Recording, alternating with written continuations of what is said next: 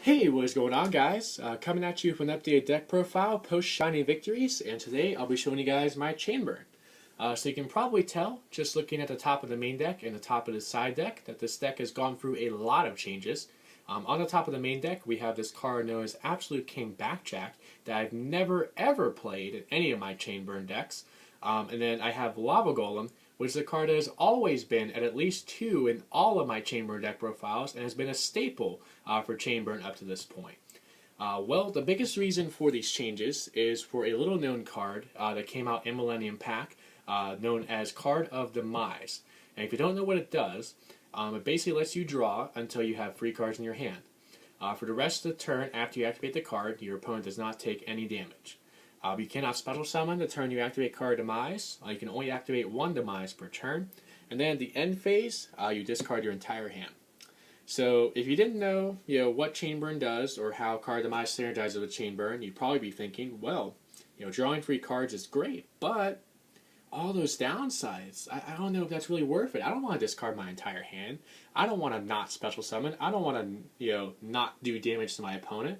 I don't want to play that card. But in Chainburn, you do not care at all about any of those restrictions. As far as damage is concerned, you only do damage for the most part on your opponent's turn. The only time you ever special summoned in Chainburn was the summon Lava Golem, which is no longer in the main deck.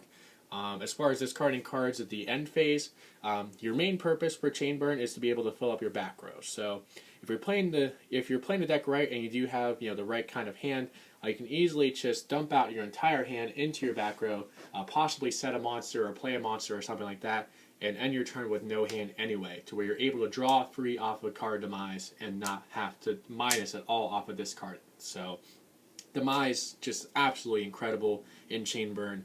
Adds a lot of consistency to the deck, adds a lot of speed to the deck, gives it the ability to actually burn your opponent quickly within the first 2 or 3 turns, whereas Chainburn usually, before Demise came out, would be a deck that needed to stall for at least 5 turns before it had the chance to burn your opponent. So that's why I was really excited for this card to come out and really want to give you guys this updated version with card Demise. So without further ado, let's get right into it. Starting off with the monsters, we of course have the free Absolute King Backjack. What this does is, if it is sent to the graveyard, you can look at the top 3 cards of your deck and place them on top in any order. So this effect does trigger if it is discarded at the end phase off a card Demise, so that already makes it synergize well with the card. Then during your opponent's turn, you can banish this card from your graveyard. You can excavate the top card of your deck, and if it is a normal trap card, you can set it. And that set card can be activated during the turn it was set. And if you know Chainburn well enough, as far as normal traps concerned, that is over half of your deck. In fact, for me, that's 25 out of 40 cards in the main deck. So even without the stacking effect of Backjack, you're still more likely than not going to be able to hit a normal trap card off of it and be able to get its effect off that way. So Backjack overall, already pretty good. In Chainburn, synergizes well with the normal traps, but with card Demise is even better because it's a monster in hand that you don't mind discarding at the end phase off of card Demise. In fact, you plus off of it, so just a really good card in this version. Then we have the 2 card Cardi. This is actually the only old Chainburn monster that I still play here in the main deck, and it was a card that I considered cutting altogether because unfortunately it does not synergize well with card Demise. If you play card Demise during the main phase and then you play card Cardi, you'll draw 2 cards, and then at the end phase you'll have to discard your entire hand because of Demise, including the 2 cards that you drew, so there's really no point. But it still does synergize very well with Pod Duality if you don't have card Demise. And even with card Demise, it really depends sometimes on how your back row is set up, how what situation you're in, what cards you have in your hand, because it's not always ideal to be able to activate card Demise if your back row is pretty much filled up. Or if you're not able to get the most plus off of it. So if you have like a card Cardi and a Demise, you can go ahead and play the card Cardi that turn and have the card Demise in hand waiting for next turn to be able to play. So that's why I still wanted to have the card Cardi in here, but I did cut it down to 2 just so I wouldn't see multiples of it, especially with Demise. Then for the final monster, we have the 1 Electromagnetic Turtle. Kind of another card that synergizes pretty well with card Demise. It of course has a graveyard effect to where during your opponent's battle phase you can just banish it to end the battle phase completely, and of course you can only activate that effect once per duel. So similar to Backjack, you don't mind having it in hand at the end phase for Demise. It's also a card like Backjack that you can just set and have your opponent send to graveyard and get its effect off that way. So just overall, a pretty good card in this version. So that's it for monsters. For spells, we have the 2 Chain Strike, the namesake of the deck. Really the only thing that can make this deck even better than it already is right now with Demise is if this card came back to 3, or if like 1 Day of Peace went to 2 or 3. But unfortunately, we'll probably have to wait a while until that ever happens. Then we have the free card Demise. Oh, I'm so glad to finally have these cards. I'm so glad this card came out. It is just so amazing. So amazing. With the updated deck profiles you'll see here soon, you'll see this card in probably another 5 or 6 decks. It's just that good. I have that many rogue anti-mana decks that just blend so well with this card. So you can tell I'm very excited to have this playset here. Then we have the free pod duality. Of course, synergizes well, card D. Synergizes greatly with Demise. Just always going to be a really good card in Chainburn. Then for the final spell, we have the 1 Day of Peace. So that's it for spells. For traps, we have the triple Accumulated Fortune, the triple Chest Desserts, triple Reckless Greed, triple Blazing Mirror Force. Really, when it comes to Chainburn, it's up to personal preference as far as what battle traps you'd like to play. There's Dimension Wall, there's Magic Cylinder. You could, just decide not to play any of those kind of burn battle traps at all because they aren't as easily chainable as some of the other burn cards. But I personally chose to play Blazing Mirror Force because out of those cards, it gives you the most plus off of it.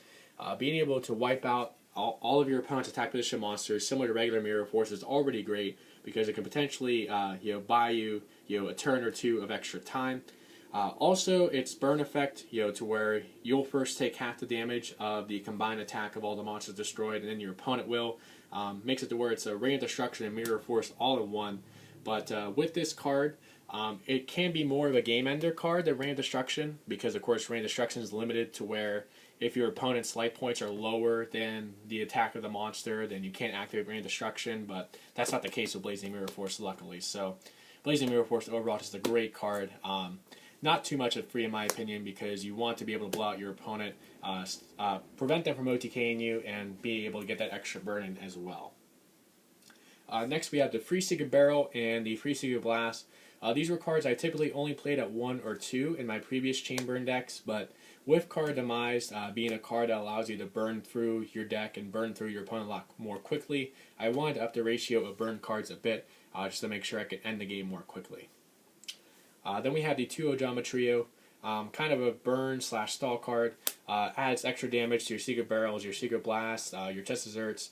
Also clogs up your opponent's board to where they're not able to spam on you as much. Can also really hinder the Burning Abyss matchup or the PK Fire matchup because the tokens make it to where the Burning Abyss monsters will instantly kill themselves, commit suicide if they do hit the field. So Trio, just a really great card. Then we have the 2 Threatening Roar and the 2 Waboku for some stall power. And then for the final trap, we have the 1 Rain of Destruction. So that is it for the main deck. Total of 40 cards. It's 6 monsters, 9 spells, and 25 traps. Now on to the side deck. Of course, there's no extra deck here. The nice thing about not having an extra deck in Chainburn is that if you're going against someone game 1 and they don't know what you're playing, and you tell them that you don't have an extra deck, they'll usually assume that you're playing Monarchs, and if they're going first against you, they'll set up their board in a way to try to stop Monarchs if they have the ability to do so, and then you'll just drop Chainburn on them and not give a damn about it at all. So that's just a really cool thing about it. For the side, we have the 2 Lava Golem, the triple Battle Fader, and 2 Maxi.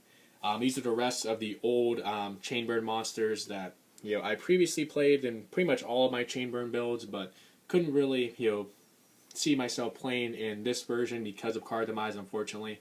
Maxi is just really good against the PK Fire matchup, against Mermails, against any Special Summon spam deck, so I still want to have it on the side.